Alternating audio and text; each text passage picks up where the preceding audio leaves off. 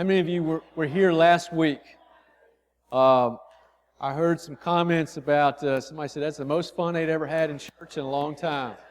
Watching the Newlywed Game. I think the Coburns enjoyed it, right? I hear they got some, they enjoyed some ice cream from their winnings, and hey, even the losers got some ice cream money, right? So it can't be all bad. But glad that you were here. We're going to change gears totally today. We're going to talk about the dark side of love. Not really, but we're going to talk about how real love fights. If you want to, inside your bulletin there, pull out your red sheet. It has an outline you can kind of follow along today. And we're going to give you some pretty valuable things. For some of you, this could become kind of a handbook that you need to pull out when you sense that fight is coming, when you know that it is there. Today, we're going to talk about a lot of complementary contradictions. That even sounds like it's a contradiction, right? We're going to talk about how there needs to be some healthy tension in different parts of your life.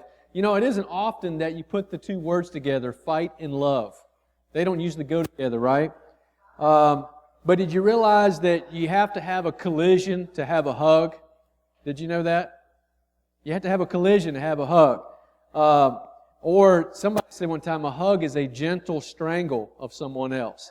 You know? And so it's there. It's in all the actions of love. Today we're going to talk about how to fight fair. That doesn't sound like it goes together either, but it really does. In a healthy relationship, there will be some fighting, but it's going to be, you're going to fight fair.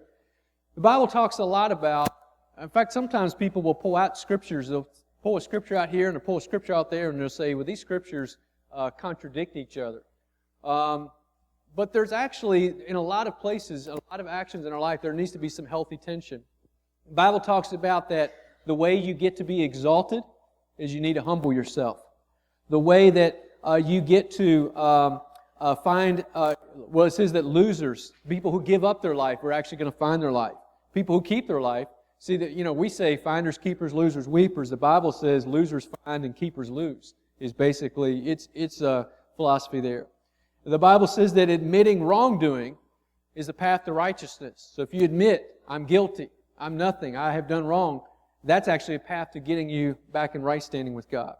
It says that quitting is the path to eternal sustainability. There's a lot of things that we could look at today, and today we're going to see that. At the end of today, we're going to celebrate communion. And as you think about communion, you think about the cross. And the cross is really where all these contradictory things intersect. On the cross, we see that death provides life. We see on the cross total mercy and total justice. I was just reading this last week about basically an atheist. He used to be a preacher, and he's become an atheist, and it's kind of interesting to see his story there. And one of the things he said that the Bible contradicts itself in, and he didn't agree in, he says that you can't have a God that is totally merciful and totally just. And I thought, man, he's missed it. Because on the cross, it's exactly what we see. We see total mercy in the fact that you and I did not have to pay for our sins. But we see justice because there did have to be a payment made. It's just that Jesus decided to take it upon Himself. You see total mercy, total justice there together. You see God's absolute love of sinners and His absolute hate of sin. You see that collision there on the cross. And with those things in our mind, that leads us to what we need to understand in our marriages, in our friendships, in our relationships, all across the board, about that if you have real love, if you want real love, sometimes you're going to need to fight. But you need to know how to fight correctly. And so I think a lot of us have some misconceptions about conflict and about love. And so today what I've given you, I think I've given you 4, I just lost track. Yes, I've given you 4 misconceptions.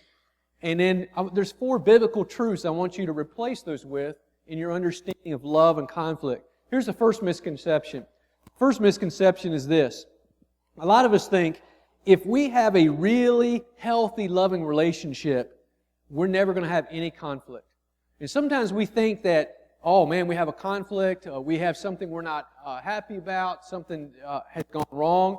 That must mean that we do not have a true really healthy, loving relationship.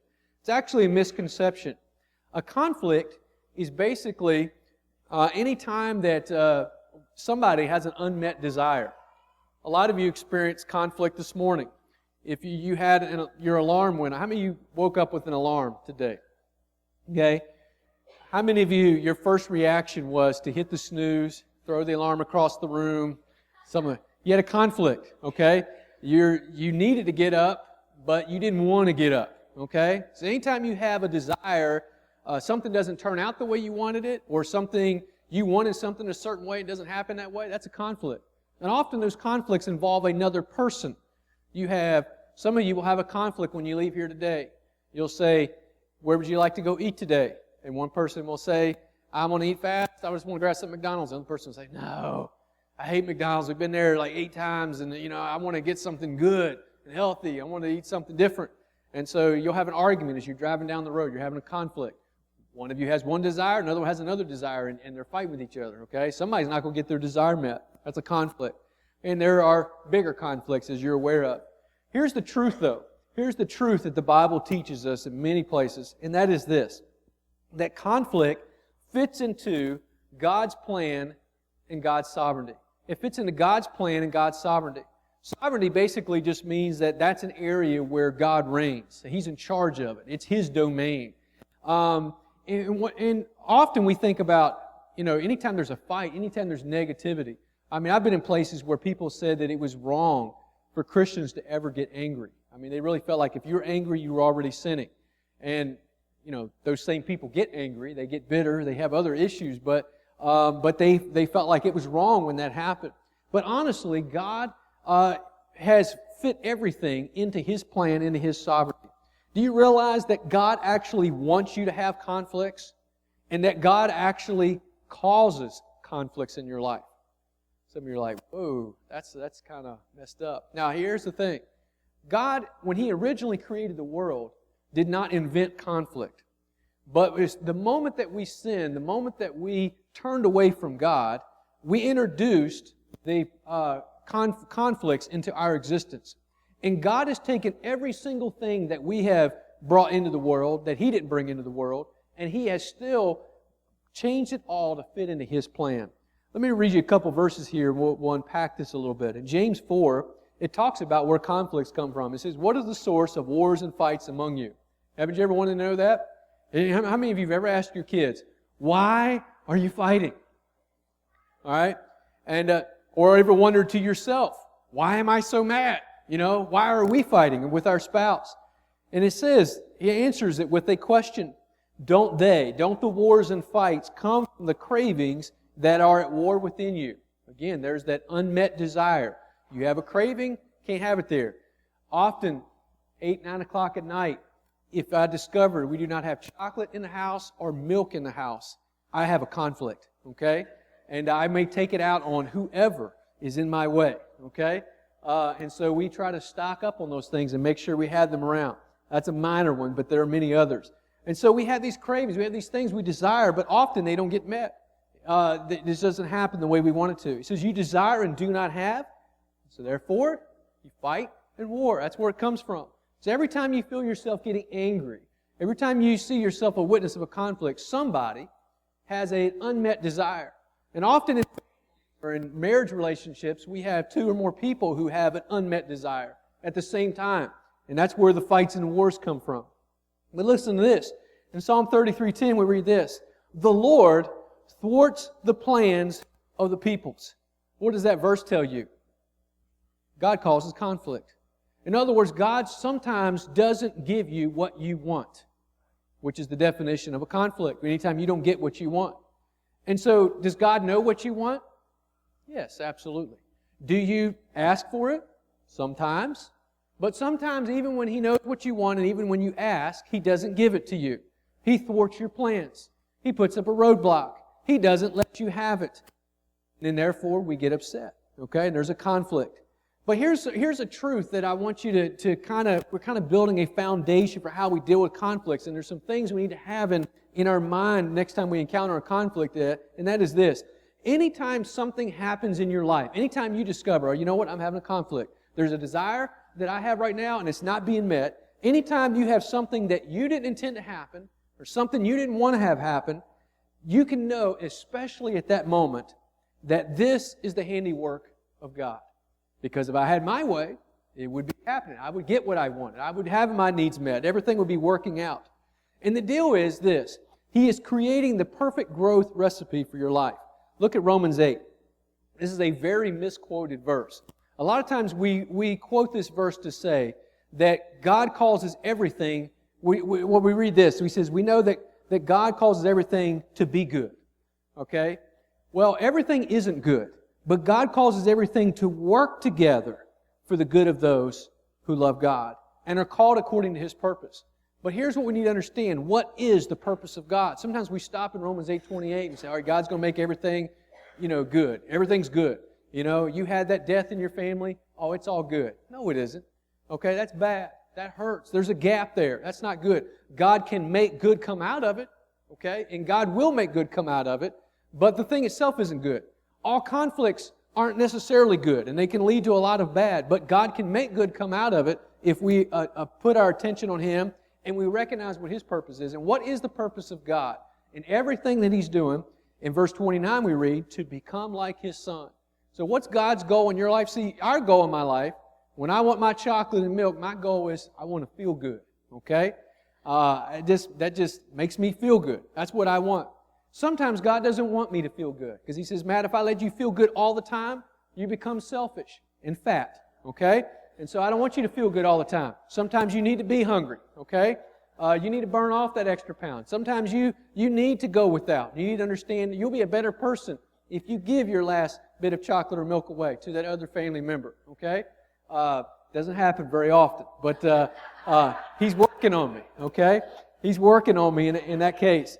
But here's God's goal is this. The reason that He sometimes thwarts my desires, the reason He sometimes thwarts your desires is this, is that God's purpose is different than my purpose. My purpose is to feel good. My purpose is to get my way. And so is yours. If you'll be honest, you want to get your way. You want to feel good. And God sometimes doesn't let that happen because His purpose is, He says, you know what? You can be better than that. I picture you being like my Son. I picture you being like Jesus. You can have my character with your personality and your body, but Jesus' character. You can have that, and that's what I want for you. And so He's working everything in your life to get you ready, to enable you to be there. He's creating the perfect growth recipe for your life. Everything that's happening in your life, your parents, your upbringing, the height that you have or didn't have, or whatever is going on in your life, God has shaped all those things for you to be the perfect you the way He designed you. He created you and built you with a mission in life. And we think our goal is just to go through life and be happy and successful according to me. And God says, no, I have a mission for you. In a lot of ways, it's like Jesus. He had a mission here on earth. You have a different mission, okay? You're not to go to the cross and die for the sins of the world. You can't do that. That's not what I have for you. But I do have an important mission for you. But I'm going to have to create some guardrails and some things to kind of help push you in that way. So sometimes I'm going to bring conflict in your life. And so the next time you encounter conflict, often it's coming from another person. And here's what we think. That other person brings conflict in our life and we say, you know what? They are in my way, so they must go. Okay? I must conquer them. I must get that territory back. But here's the deal. Another person can never mess up God's plan for your life. You understand that? I don't care what happens to you. That cannot mess up God's plan for your life. Hey, let's take it to an extreme level. We all know of, some of you may have been victims of, severe abuse. And sometimes when that happens, we say, I've been violated, I've been hurt, I've been crushed. That can't be in God's plan. No, His original perfect plan for the universe? No, it wasn't. Our sin has brought that into the world. Your sin didn't cause that, okay? But mankind's sin has brought sin and made it a force in this world. And because of that, bad things happen to good people, and those things enter into our life. And you can say, well, that can totally mess up my life. That means my plan for God, I've been defiled. That I can't be on course with what God wanted me to do. No, you know what? God in His amazing plan can take the most horrible thing and turn it around and use that for good. He can use that to take you in a direction that you wouldn't have gone, and it can be used for good. And so here's misconception number 2. Misconception number 2 is that conflicts not only would they not be in a healthy relationship? That's a misconception. We often think that conflicts are always bad. Now, conflicts are always a little heated, okay? There's always the potential for bad, but they're not always bad. In fact, the truth is this. The truth is that every conflict is an opportunity to do good. I want you to hear that. Every conflict is an opportunity to do good. Now, I grant it to you that temptation is there. And evil is what we're most likely to do. By the way, the Bible does not say it's a sin to be angry. It says, be angry and sin not, in Ephesians. Okay? And so you can be angry and not sin. However, where anger is, there is a great propensity. You could be heading in that direction, so you need to be careful. Okay? But conflicts are not always bad. In fact, every conflict is an opportunity to do good. Look at Psalm 46:10. This is a verse in some versions. This is where it says, "Be still and know that I am God." In the Holman Christian Standard Bible, it translates it this way. It says, "Stop your fighting and know that I am God."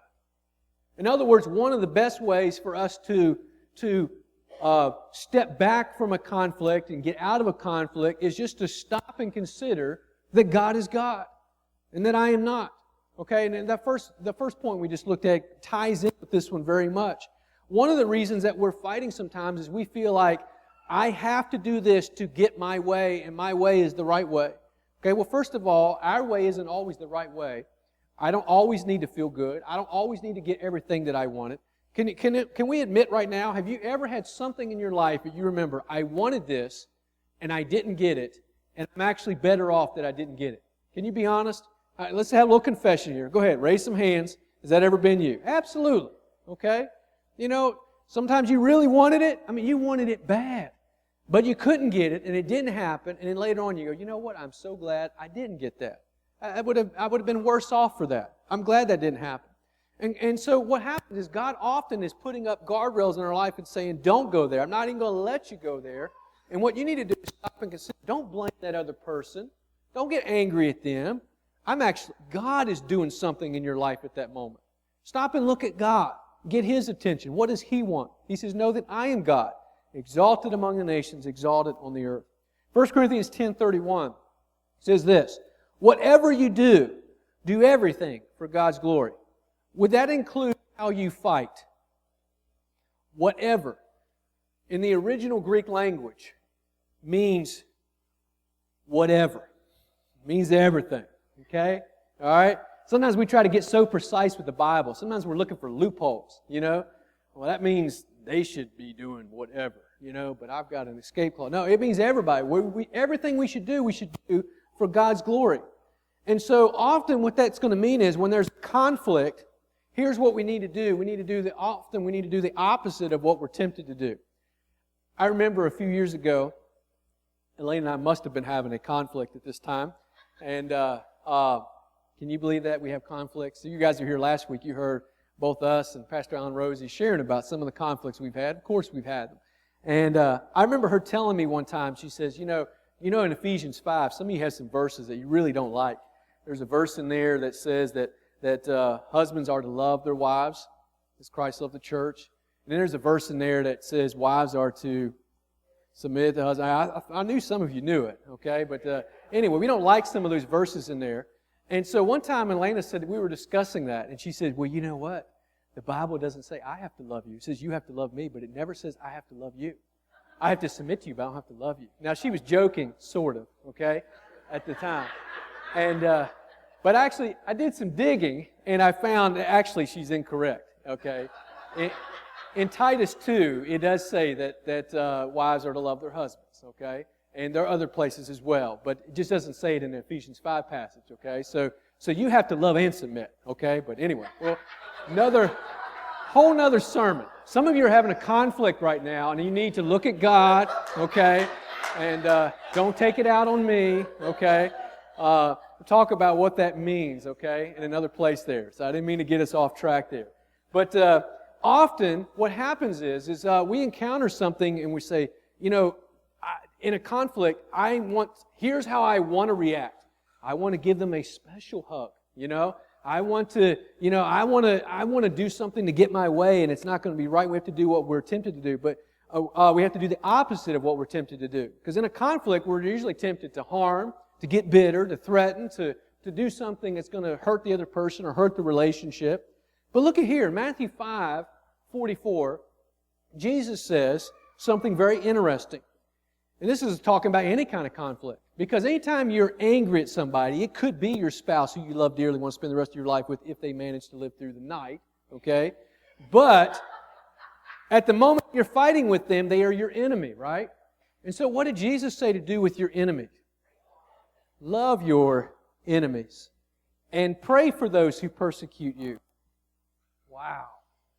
And so, even if my wife was right and the Bible didn't say anywhere else that she's to love her husband, whenever I become her enemy in that moment, she's definitely supposed to love me because Jesus said love your enemies. So I just need to get the anger up a little bit more, get in that total enemy category, and then she definitely has to love me.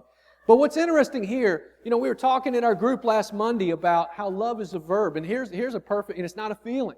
And if there's ever a passage that really illustrates that, this is the one. Because when are you ever going to feel like loving an enemy? You never are.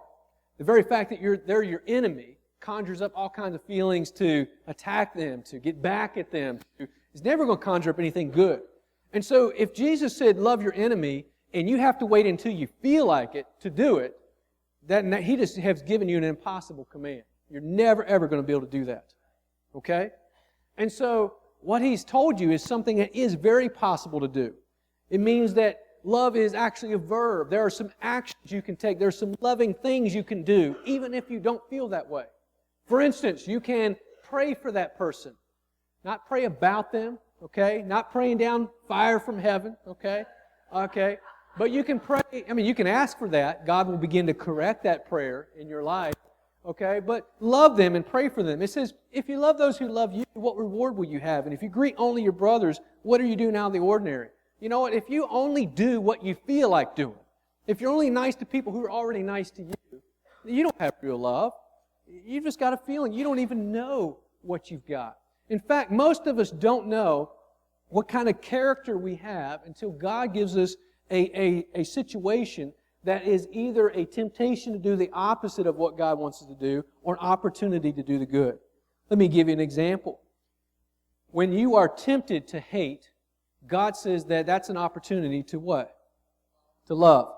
When you are tempted to lie, what is that also an opportunity to do? To tell the truth. When you are tempted to be impatient, God has given you an opportunity to learn and display patience. When you are tempted to be immoral, God has given you an opportunity to be moral, be pure, be faithful to someone. When you are tempted to quit, God has given you an opportunity to persevere and to keep going. When you are tempted to doubt, God has given you an opportunity to display belief or faith. When you're tempted to fight or run from a conflict, God has given you an opportunity to resolve that conflict biblically.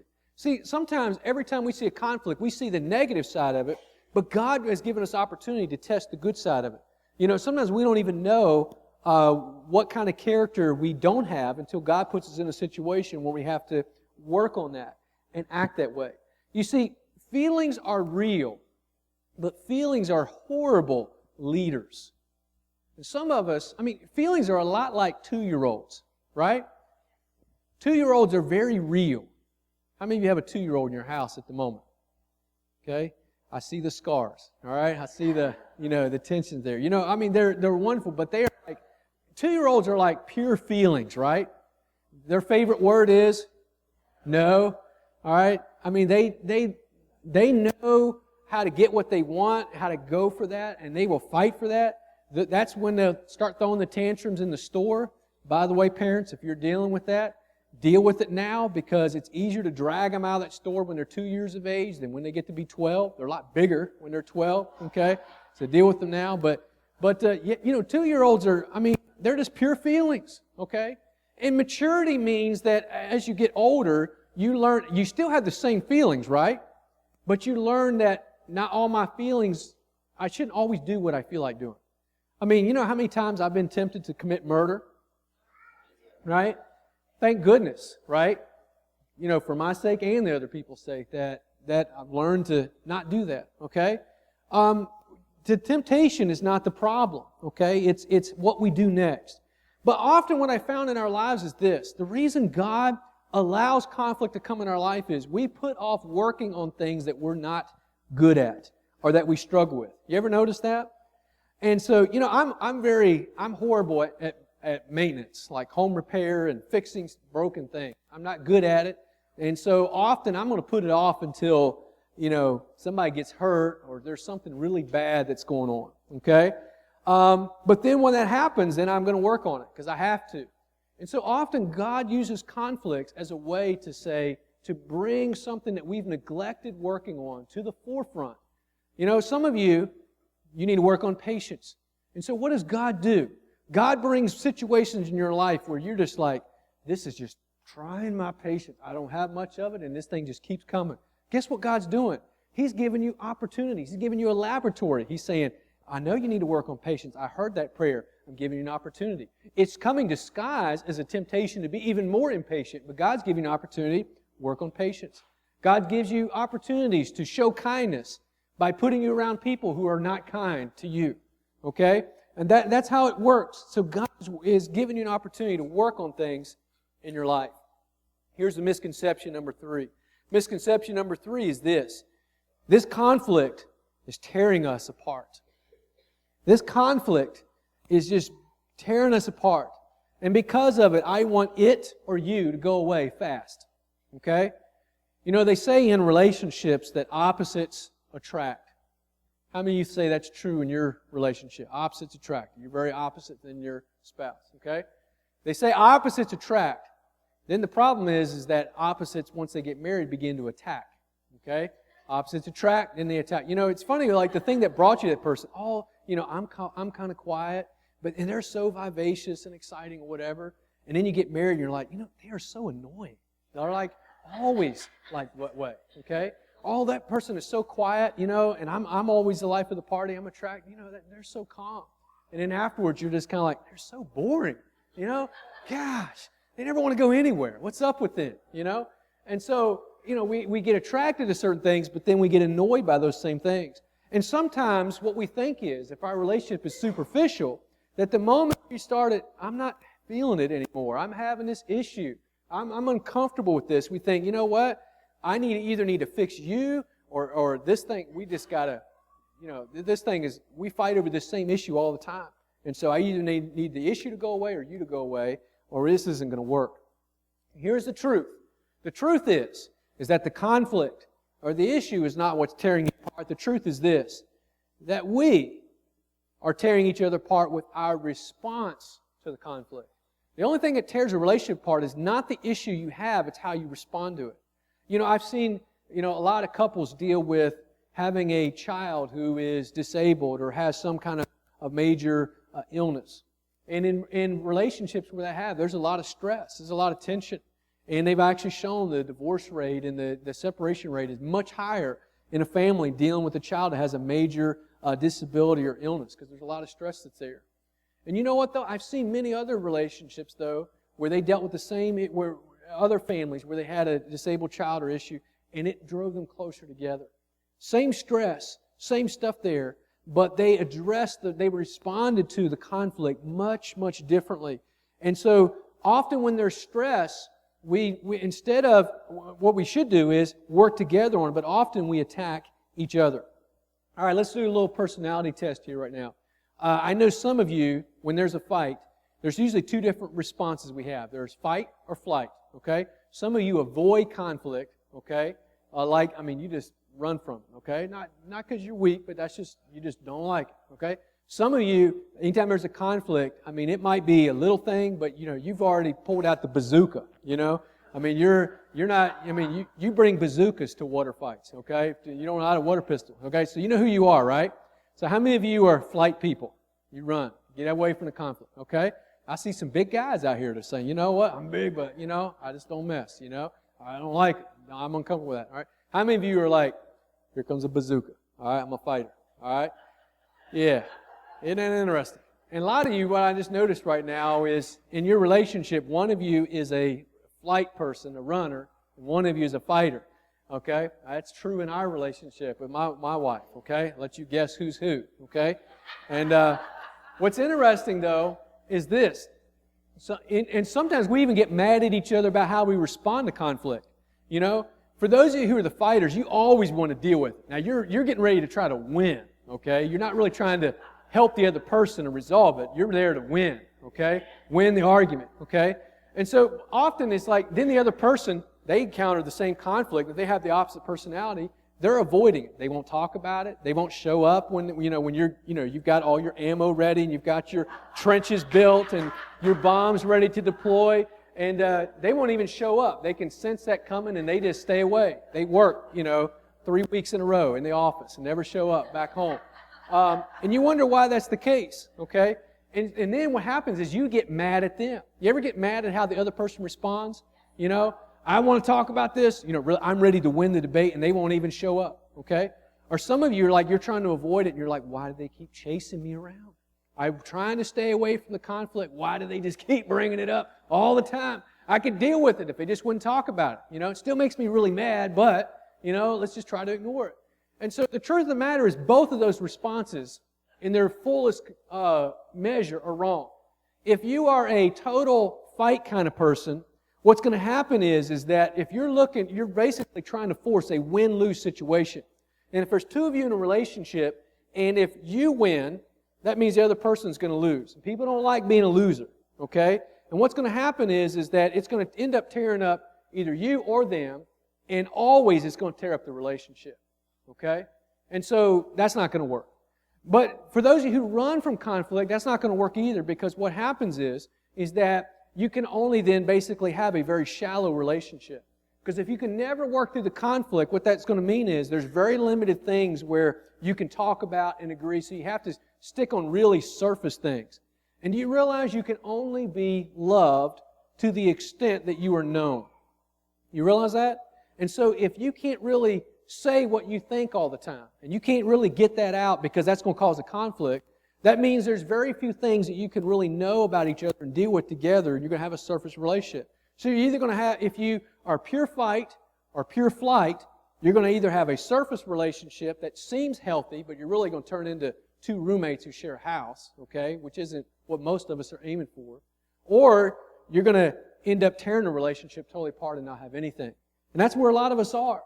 And so instead of attacking each other, the Bible says that we should choose to tackle the problem together, not each other. Tackle the problem together. We need to, instead of getting our fists together and going at each other, we need to link hands and work together. Matthew 19 says this, a man will be joined to his wife. So that means they're no longer two, but one flesh. What does that tell you? Yes, there's the physical union there, okay? But if you are now, when you got married, if you're no longer two, but you are one, that means that you're team. That means you're united. That means when things go bad, it's not your problem or her problem, it's our problem. We handle this together. We need to join forces, okay? Not get mad at each other. You've seen this on ball fields all the time. You ever seen somebody playing a game and it starts going bad for one team? Sometimes teams will then turn and start attacking each other. They'll mock their own teammate who made a terrible shot. Or they'll refuse to pass the ball to that person, and they'll take it out on them.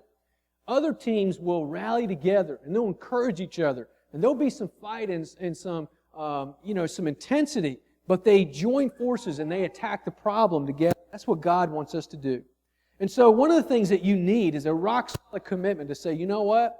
We are never, ever going to let this commitment tear apart this relationship, this friendship, this marriage. We are committed to each other. The only thing we don't know is how are we going to work together. But we're going to do it. We're going to get through this together. This is not your problem. It's not just my problem. It's our problem. We're going to make it together. Psalm 15:4 reminds us, how many of you made some vows? It says, I will love you in sickness and in health. All right? For better or for worse. Okay? You said that. Of course, most of us, when we're at that wedding day, we're not picturing the worse. Okay? We're not picturing the sickness. Okay? And we're not thinking about those things. But you said those words, and that was the commitment that is needed there. Psalm 15:4 says that a sign of a person who is right with God, him is somebody who keeps promises even when it hurts. So in other words, The real value of a promise is not when everything's good and it's easy. The real value of a promise is when everybody else says you ought to leave and you stay.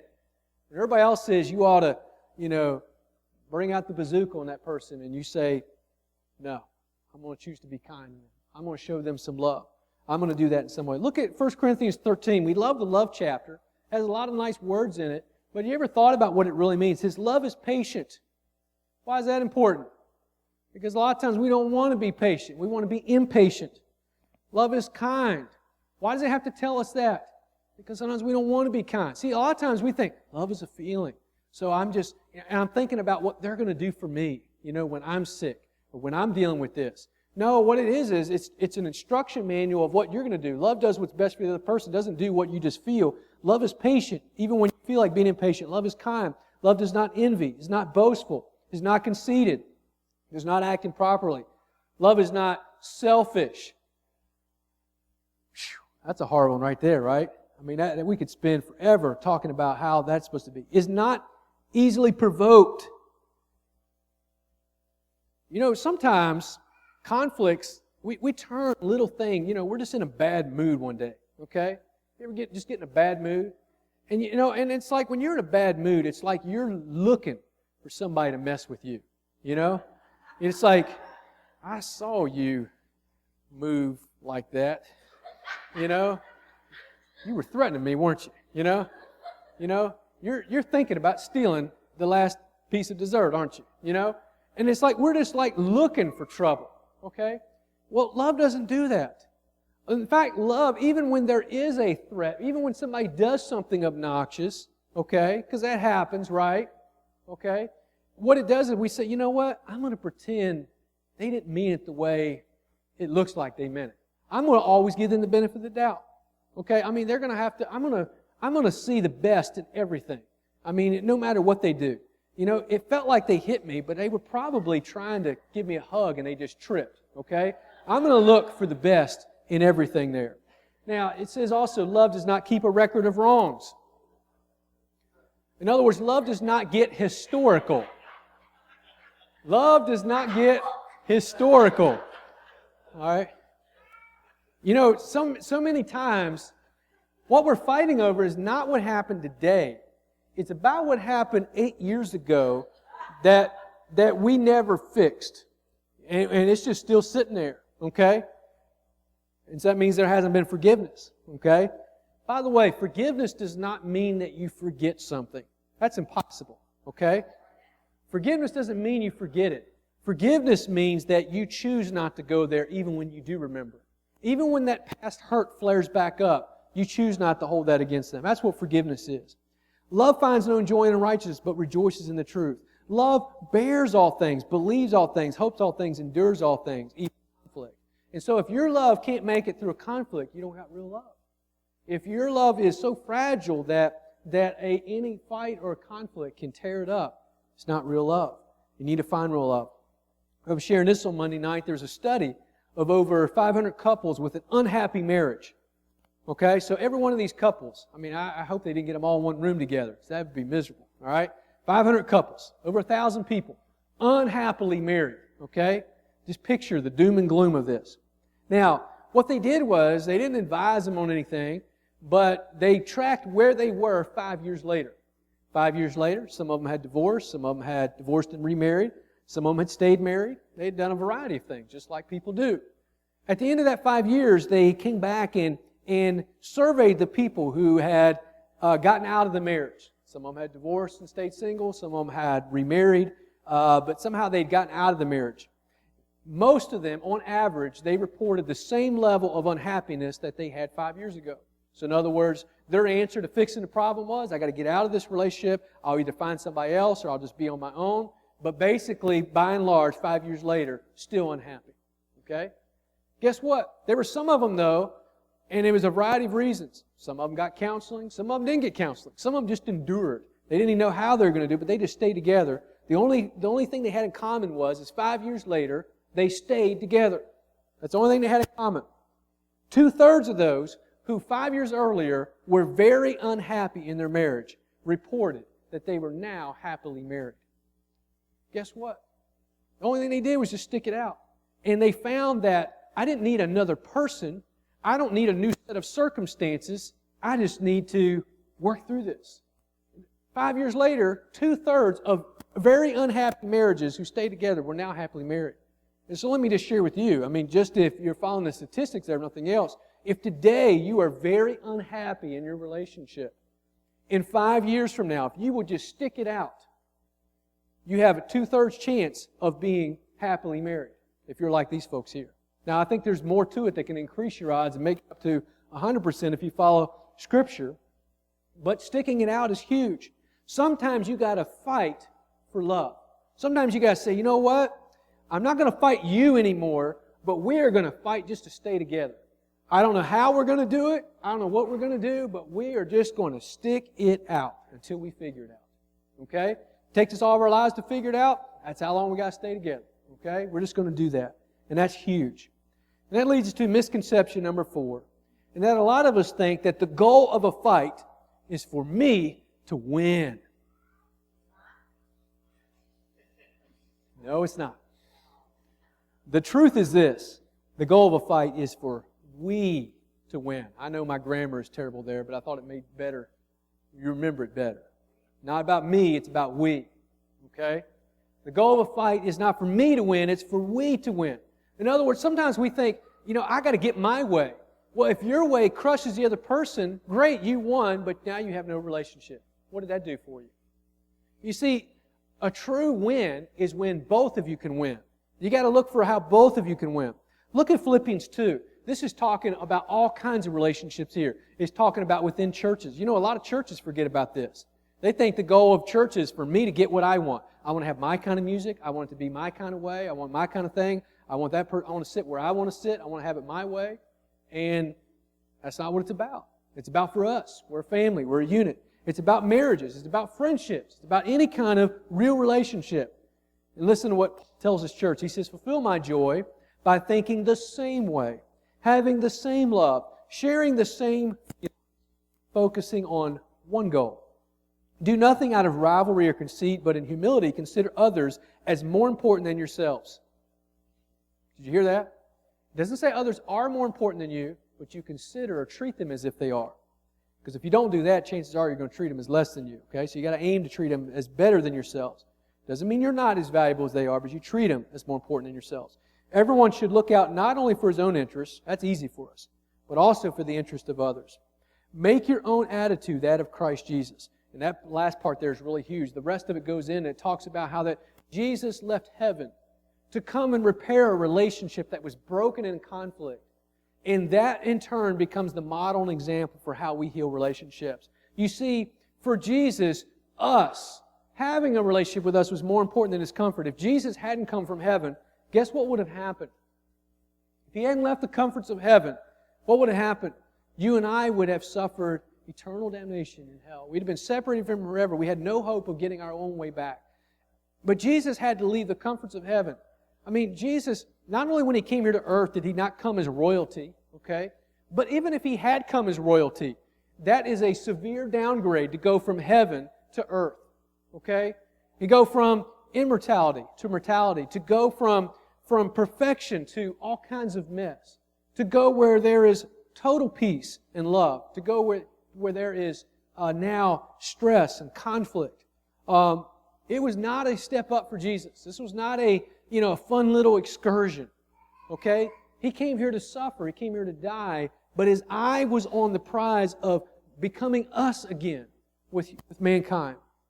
And so, with that example in mind, we now reach the rules of engagement. This is how we fight fair. These are little tidbits. I'm going to give you some do's and don'ts about the next time you have a conflict. This comes out of Ephesians 4:29. The Amplified Version reads like this. It says, let no foul or polluting language, nor evil word, nor unwholesome or worthless talk ever come out of your mouth. For some of us, there goes everything we like to talk about, okay? But there it goes. But the last one is probably the hard. It says, not if it's worthless talk out of your mouth. It says, but only such speech as is good and beneficial to the spiritual progress of others. You ever heard somebody say, if you don't have anything good to say, don't say it? There's a biblical basis right here, okay? Not everything our moms and dads said come out of the Bible, but that one's pretty good, okay? If what you're going to say is not going to help the situation or the person, don't say it, okay? Keep it to yourself. Because as is, sometimes you're right, but it's not the right time. Sometimes you're right, but the way you're about to say it is not going to help. You ever been there? That's my issue. I often know what the truth is, okay? But sometimes it's not the time to say it, or not to say it in the way I want to say it, okay? And so we need to fit it to the need and occasion, that it may be a blessing and give grace, God's favor to those who hear it. Man, I mean, take that verse right there, paint that one somewhere where you need to see it all the time, where most of your fights happen, and read it 3 times before you delve in any further. But here's some takeaways from that verse. Here's some don'ts. You guys married? Married for life? Okay? Don't ever threaten to leave or use the D word. What's the D word? I said don't use the D word, okay?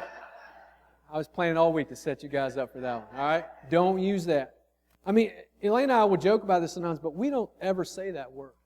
We just don't go there, okay? We'll say it, but not to each other, okay? Not in any way that we can be hinting about that. And I know sometimes in a relationship, even though you are staying together, you'll throw it around once in a while. Don't do it, okay? Because what it does is it adds an element of uncertainty to your relationship. One of the things you want to do is be committed. You need to remind the other, here's what you're due, remind the other person often of your love and your commitment to the relationship. Sometimes you may not know, you may not feel like you like them right now and may not be real happy with them, but one thing you can say is, you know what, I don't like you right now, but I'm going to stick with you. I'm going to stay around just to torture you the rest of your life, okay? I'm going to be here, okay? That's the only thing I know right now, but I'm going to be here. But there's security in that, okay? That's a positive step. Don't ever threaten. I'm going to leave, okay? Now, I'll give you, anyway, let me leave it there. I'll leave it there. Here's another don't. You don't need to talk more to get your point across, okay? It doesn't help. Haven't you learned that by now, right? It doesn't help. You don't need to say it again. They heard you the first 31 times. They really did, okay? What most of our relationships need is this. We need to listen more. Not just be quiet. We need to listen so we can understand where they are coming from. A lot of us don't really know where the other person's coming from. We don't think about it that way. What's going on inside their head? Why are they motivated that way? What's important to them? Do you really know that other person? We don't need to focus on their need to change. Won't help you at all. You might be exactly right on what they need to change. Nothing you can do about it. What you do need to do is focus on what behavior I can change. What do I need to do? How can I improve? How can I become Mr. or Mrs. Right in this situation? We don't need to yell and name call. Volume and abusive names are not helpful, ever. We do need to use a respectful tone and content. Sometimes you can even say something that sounds nice, but if you do it in the wrong way, it can come across the wrong way. Memories in my head here. Sorry. Don't make always or never judgments, ever. Okay? I'm being absolute about that. Okay? Never say never. Okay? Always avoid always. Why? It's almost always a lie. Okay? You always say that. No, they don't. They may say it a lot. They don't always say that. You never do that. Really? You never can think of one time they've ever done that? Okay? All right? But what happens, it just doesn't help. Okay? So what it does is it makes the other person react to the untruth that's there. Don't make always or never judgments. Ask clarifying questions. When you said this, did you mean? Okay? Sometimes we heard them say something and we think they meant this. But you need to check that. Okay? Because you might have heard wrong or you might have understood wrong. Clarifying questions are fine, but don't make judgments, especially always or never judgments. Don't make you statements. Why? Because you're trying to pretend you know what they're thinking. When you do this, you don't know, okay? You're speculating. You're guessing about their motives. How do you respond when somebody says, you always do this, and they talk about, well, the reason you do this is because, don't you love it when people point out your motives? No, you don't. You hate that, okay?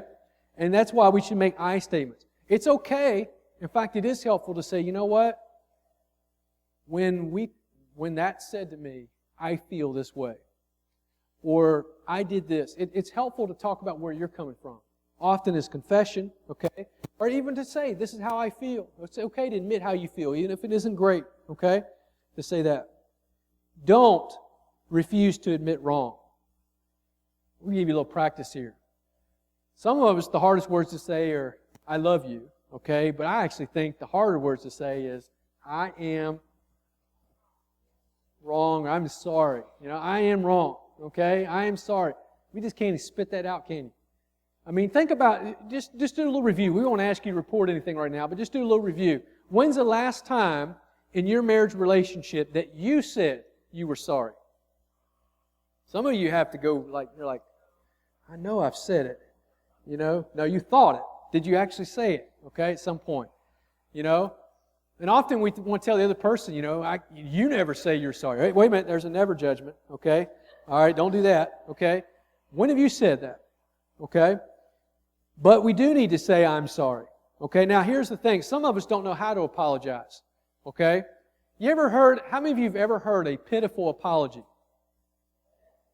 You ever had, I remember when our kids were younger, they'd get in fights, and some of you have done this, and so we, separate them, take the toy away, whatever, and say, all right, now, go ahead and tell your brother you're sorry. I'm sorry. Tell your brother, I'm sorry. All right, give each other a hug, and that was probably more helpful than growling, I'm sorry to each other, okay? But often we don't say, I'm sorry. Here, what's the problem with this? I'm sorry if I hurt you. I'm not really admitting that I did anything. I'm saying, if that hurts, which, you little baby wimp, is the implication there, then I guess I'm sorry about that, maybe, okay? Don't say if, don't give any excuses, don't give any conditions. Even if the other person is 90% wrong, you're 10% wrong. Give a full apology for your 10%. Don't, a lot of us, we water down our apologies. We take away the power. I'm sorry, but you caused me to do that. Okay? That's not an apology. That's blame in reverse. Okay? Don't say, but if, or maybe. Okay? Give a full apology, or why go there? Another thing we should not do is take revenge or get bitter. Don't take revenge or get bitter. Leave it in God's hands, but let go of it. Okay? Let go of it. Don't hold it there. What we do need to do is forgive. Forgive. What does forgive mean? It means that I decide that I'm not going to dwell on this. It means, so some of us, we say we forgive, and what we really mean is, I'm not going to hit you right now, but I'm going to stew on this. And every once in a while, I'm going to whimper and let you know that the pain in my life is, you caused it years ago, and I'm hoping that bothers you a little bit. And so I'm going to let my bitterness just kind of, passive-aggressive, just kind of, just get on you. That's not forgiveness, guys, okay? Or ladies, that's not forgiveness. We decide I'm not going to dwell on this. Okay, you're going to remember it, okay? But you're going to choose to move on. You're not going to bring this up, okay? If you've really forgiven something from somebody, you don't bring it up anymore. You don't talk about that, okay? If the other person brings it up, that's one thing, but you don't go there, okay? Don't use it against them. And you don't talk to others about this anymore. That's what forgiveness is. Forgiveness is a decision. And often it has to happen more than once. Sometimes we say, well, I said I forgive him. But you know what? A year later you remember it, and the hurt comes back. Guess what you need to do? You've got to forgive him all over again. Every time you remember it, you've got to choose to forgive and move on. Okay, I'm not going to bring that up again. And don't use the silent treatment. That doesn't help at all. But do decide, we're going to work on this until we both win. A lot of do's and don'ts there, but they're common sense. They make sense, right? And it's what we need to do in following the example of Jesus. In closing today, I want to return us to what's the worst conflict that ever happened. It's on the cross. Jesus said on the cross, He says, or right before the cross, He says, "My Father, if it is possible, let this cup pass from me. Yet not as I will, but as you will." And He talks about how He carried our pains. He was struck down by God. Notice these verses in Romans 5. I love these verses here. It says, God proves His own love for us in that while we were coming back to Him, He died for us. Doesn't say that, does it? While we were still sinners. In other words, we weren't doing a thing to win back God's heart. We weren't even trying. We were still shaking our fist at God. And He says that's when He died for us.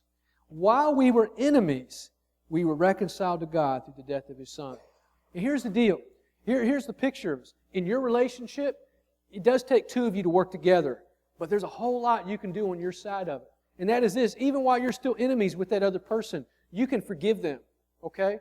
They don't even have to ask for forgiveness, and you can forgive them. Do you understand that? You can choose to say, I'm not going to go there anymore. I'm not going to harbor a grudge. I'm not going to plot revenge. I'm not going to bring this situation up anymore. I choose to forgive them. Now, they may not know the extent of it, get to receive that until they ask for it one day, but you can have it there waiting for them and can be exercising forgiveness every single day in that relationship. And it'll already change the tone of that relationship. It'll set you free from the conflict, and you'll be ready to love them and pray for them and do what you're supposed to do, right? That can already happen. These are all these things we can do, you can do on your side of the relationship. And it's exactly what God did for us. You see, God, while we were still sinners, while we were still rejecting Him, while many of us weren't responding, He already paid the price of forgiveness, and He set it all up. And so that right now I can say to you, no matter who you are or what you've done, that God has forgiveness sitting there waiting for you. He has forgiven you. He's paid the price for your sin. He came and died for you. And He did it even while you were shaking your fist at Him. And so I know that if your heart is softened towards Him, He's ready for you to come running back. And so I want us to pray right now. I want us to have two prayers. The first prayer is between us and God. And that is, many of us, if we are honest, we're in conflict with God right now. We may still be on that enemy side of God. That's why we feel tension. That's why sometimes we're not comfortable coming to church. And some of us are angry at God for different things that have happened in our life and different things He didn't give to us or didn't let it happen the way we want it to be. God promises He has a really good reason for it. He doesn't waste our pain. But regardless of that, we have all been rebellious against God. And so the first prayer that we all need to pray right now, if we're willing to, is to say, God, I don't understand everything You've always done. But what I do understand is that I need Your forgiveness. I've done wrong against You. And I want me and You, God, to be right again. I understand You've paid the price for that. And so I guess there's nothing left for me to do but to say yes to You. And I want to do that. I want me and You, God, to be on good terms again. He's done everything. All you got to do is basically say, this is what I want, and it's ready. So would you have, right now, if you haven't had that kind of a conversation with God, I want to give you just 30 seconds or so for you and God to have a little talk about your conflict or potential conflict with Him.